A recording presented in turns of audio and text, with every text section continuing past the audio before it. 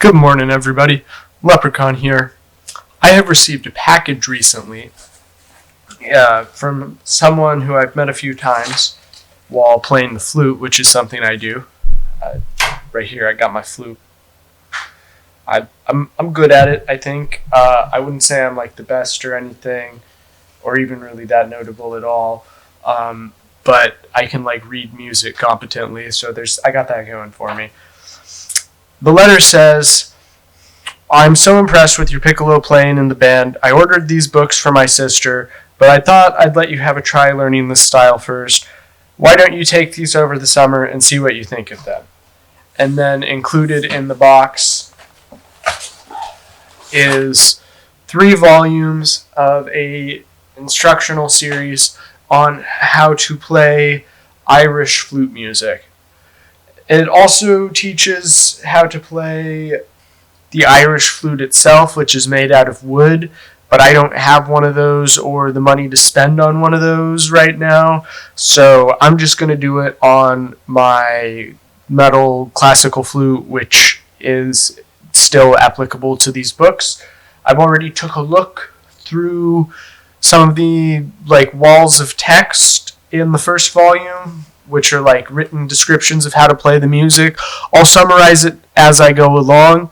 Let's get into some music. One of the first things that this book talks about is how to articulate your notes.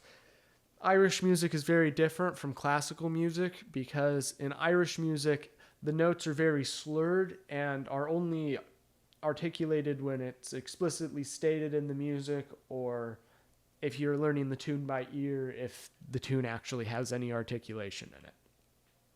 And this is different from classical music, which is what I have experience in, where you're supposed to tongue at the start of every note.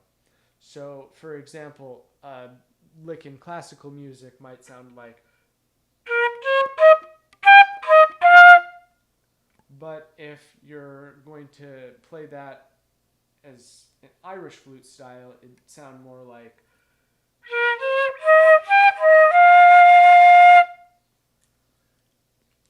and it's a lot more connected and even. You're not supposed to use vibrato. I think I did a little there at the end because it's muscle memory for me, but you're supposed to play it very straight and even, because that's what a wood flute sounds like. I don't know if I really like that rule, so I might just use vibrato anyways, but I know that there's really fancy articulation notations that come in the later volumes. I skimmed through them and there were upside down S's with dots in them and squiggly lines and something that just kind of looks like half a parabola. There's some weird stuff in there. When I figure those out, I'll explain them, but this is where I'm at right now. I've also went ahead and bookmarked a page of one song that I would be confident playing. This is, again, just with trying to slur every note instead of tongue them. Later in this volume, there's some breathing stuff and something called backbeats, which is basically just putting an accent on the second half of a beat instead of the first part of the beat, which is when you'd tongue normally. In classical music, which is what I'm used to. So I'm figuring it out. I'm going to play some for you now. This is called the Dingle Regatta.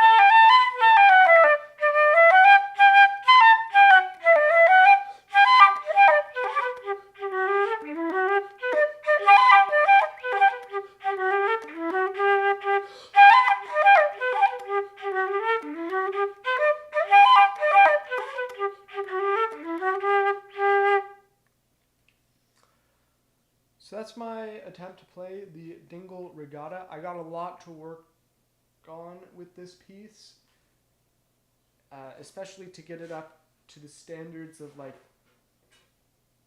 the actual Irish people who played this with the correct articulations. But I think this is pretty good for like the fourth or fifth time I've played this. Yeah. And a lot of the rest of the book is exercises like this where it really explains a concept and then it has you apply it on some whole notes or some simple rhythms.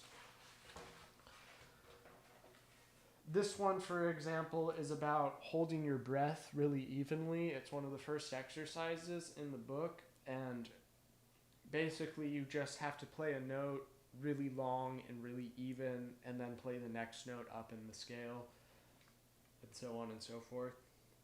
I'll go ahead and do this on a low D because I actually need to work on how well I can sustain a low D as part of this playing method.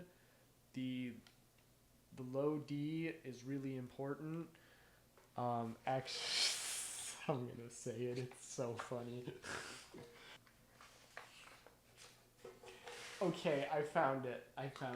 So in chapter 4, the book is talking about how you could make your sound like really good and really deep and sound super like jiggy and powerful and cool.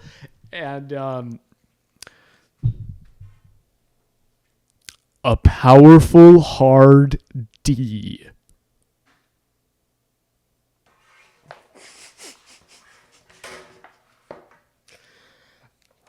Anyways, I'm going to play the exercise now.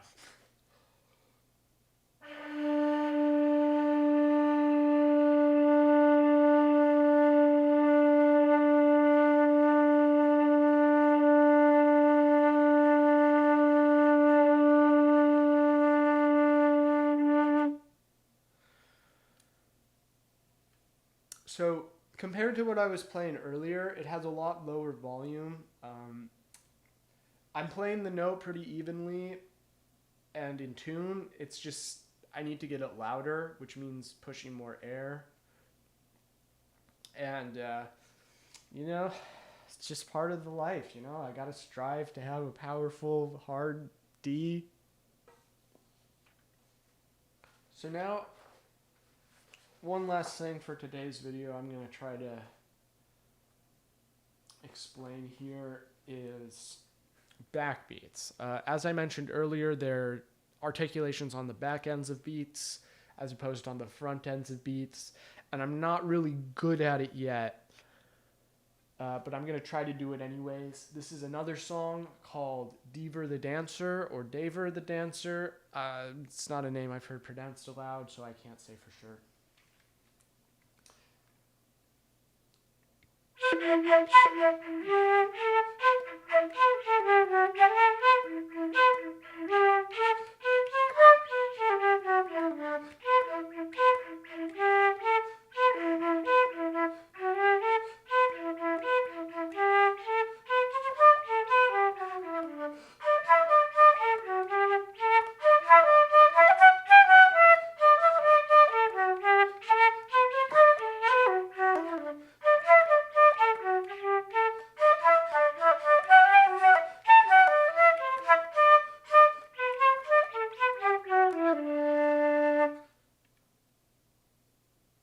That's the tune all the way through.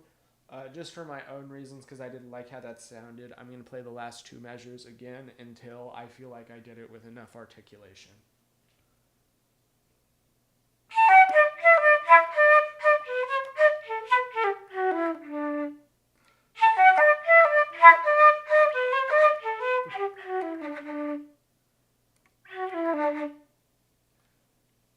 I'd like to be able to get this last D to sound louder than the F that I'm playing before it, because it's the last beat of the song. It's supposed to have a backbeat on it, but the problem I explained earlier where my low D isn't loud enough is it's affecting this.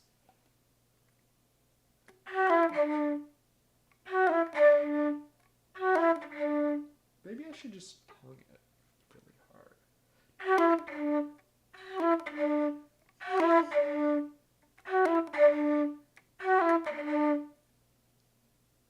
Yeah, sounds good enough. I think I'll play one more time here.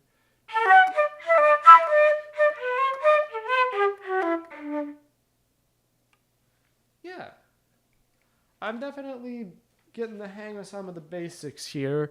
I'll practice more and post another video about this sometime in the near future if this gets more than like 3 views. If not, I'll probably just upload like 2-minute recordings of me playing songs I like instead of like try to narrate flute playing. I don't know if there's really an audience for this. If there is, welcome to my channel.